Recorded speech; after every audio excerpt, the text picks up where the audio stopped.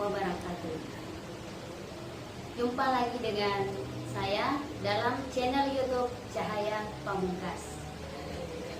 Sebelum kita memulai aktivitas pembelajaran, saya ingin menyapa anak-anakku sekalian. Apa kabar kalian hari ini? Semoga sehat walafiat dan dalam lindungan Allah Subhanahu wa Ta'ala. Anak-anakku sekalian, sebelumnya kita pernah membahas tentang bank sentral dan alat pembayaran dalam perekonomian Indonesia. Dalam pertemuan hari ini, kita akan membahas tentang peran badan usaha dalam perekonomian Indonesia. Adapun kompetensi dasar dalam KD 3.7 adalah mendeskripsikan konsep badan usaha dalam perekonomian Indonesia. Indikator yang ingin kita capai dalam pembelajaran hari ini ada 5. Yang pertama, menguraikan pengertian dari badan usaha milik negara dan badan usaha milik daerah. Yang kedua, menjabarkan peran badan usaha milik negara dan badan usaha milik daerah dalam perekonomian. Yang ketiga, mengklasifikasi bentuk dari badan usaha milik negara dan badan usaha milik daerah. Yang keempat, mengklasifikasi jenis kegiatan usaha badan usaha milik daerah. Dan yang kelima, menelaah kebaikan dan kelemahan dari BUMN dan BUMD. Selanjutnya kita masuk dalam materi. Yang pertama adalah pengertian dari badan usaha milik negara. Badan usaha milik negara adalah badan usaha yang seluruh atau sebagian besar modalnya dimiliki oleh negara melalui penyertaan secara langsung yang berasal dari kekayaan negara yang dipisahkan. Kemudian, pengertian dari badan usaha milik daerah adalah badan usaha yang seluruh atau sebagian besar modalnya dimiliki oleh daerah dan di mana BUMD ini bertujuan memberikan manfaat bagi perkembangan perekonomian daerah pada umumnya. Selanjutnya, peran dari badan usaha milik negara dan milik daerah. Yang pertama, peran dari BUMN. Ya, jadi peran BUMN ada 3. Yang pertama, BUMN merupakan pelaku utama dalam perekonomian nasional. Oleh karena itu, BUMN mempunyai peran penting dalam penyelenggaraan perekonomian nasional guna mewujudkan kesejahteraan masyarakat. Yang kedua, BUMN merupakan salah satu pelaku ekonomi sistem perekonomian nasional di samping badan usaha swasta dan koperasi. Dalam menjalankan kegiatan usahanya, BUMN, swasta dan koperasi melaksanakan peran saling mendukung berdasarkan demokrasi ekonomi. Dan yang ketiga, peran dari BUMN adalah sebagai penghasil barang atau jasa demi pemenuhan kebutuhan hajat hidup orang banyak. Kemudian, peran dari badan usaha milik daerah ada 4. Yang pertama, sebagai penyedia barang bernilai ekonomis yang tidak mampu diproduksi oleh swasta. Yang kedua, sebagai instrumen daerah untuk menata perekonomian daerah. Kemudian yang ketiga, menghadirkan pelayanan prima bagi masyarakat luas. Dan yang keempat, berkontribusi dalam kemajuan sektor bisnis yang belum dilirik oleh swasta.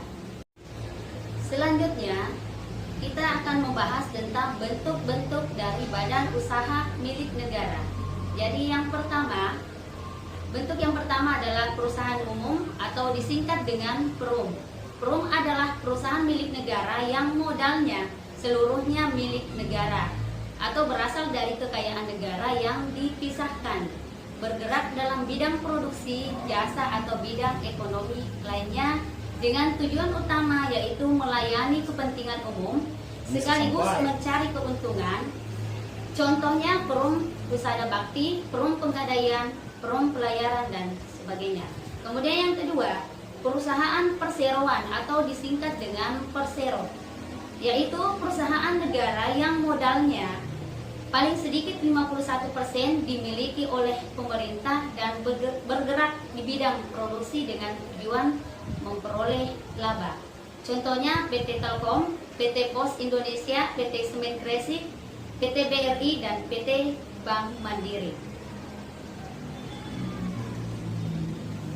Kemudian selanjutnya, berdasarkan kepemilikan modal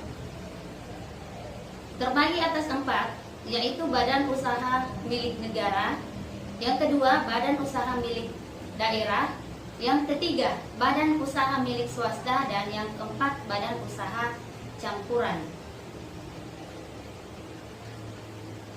Selanjutnya kita akan membahas tentang jenis kegiatan badan usaha milik negara. Selanjutnya kita akan membahas tentang jenis-jenis badan usaha. Jadi yang pertama, badan usaha berdasarkan lapangan usaha. Yang pertama, badan usaha yang bergerak di bidang ekstraktif. Yang kedua, badan usaha yang bergerak di bidang agraris. Yang ketiga, badan usaha yang bergerak di bidang industri. Yang keempat, badan usaha yang bergerak di bidang perdagangan. Dan yang kelima, badan usaha yang bergerak di bidang jasa. Selanjutnya, kita akan membahas tentang kebaikan dan kelemahan dari badan usaha milik negara dan badan usaha milik daerah. Yang pertama, kelebihan dari badan usaha milik negara adalah 1. Seluruh keuntungan untuk negara. Yang kedua, menyediakan jasa-jasa bagi masyarakat. Yang ketiga, merupakan sarana untuk melaksanakan pembangunan. Sedangkan kelemahan atau kekurangan dari badan usaha milik negara ada 3. Yang pertama, pengelolaan badan usaha milik negara sangat ditentukan kemampuannya oleh keuangan negara. Kemudian yang kedua, birokrasi dapat menghambat pengembangan dari badan usaha milik negara. Yang ketiga, pengelolaan badan usaha milik negara secara ekonomis sulit dipertanggungjawabkan. Selanjutnya, kelemahan dari badan usaha milik kelemahan dan kelebihan dari badan usaha milik daerah. Kelebihan dari badan usaha milik daerah yang pertama, kegiatan usaha dan ekonomi yang dilakukan bermanfaat untuk dapat melayani kepentingan masyarakat. Yang kedua, membuka dan memperluas lapangan kerja, khususnya di daerah. Yang ketiga, mengisi kas daerah dengan tujuan mengembangkan dan memajukan kegiatan ekonomi yang berada di daerahnya. Dan adapun kelemahan atau kekurangan dari badan usaha milik daerah, yang pertama, kurangnya kualitas sumber daya manusia yang dipekerjakan. Yang kedua, terkadang sering terjadi nepotisme yang dilakukan oleh kepala daerah yang bertujuan untuk kepentingan sendiri. Dan yang ketiga, pengelolaan yang kurang efektif dan efisien sering mengalami kerugian dalam menjalankan usahanya. Demikianlah materi kita pada hari ini. Harapan saya untuk anak-anak sekalian tetap semangat belajar sebagaimana dalam hadis Rasulullah SAW yang berbunyi utlubul ilmi minal mahdi ilal lahdi, yang artinya tuntutlah ilmu mulai dari buayan sampai liang lahat. Semoga apa yang Ibu sampaikan pada hari ini bermanfaat bagi anak-anakku sekalian. Dan saya akhiri dengan ucapan wabillahi taufiq wa hidayah. Wassalamualaikum warahmatullahi wabarakatuh.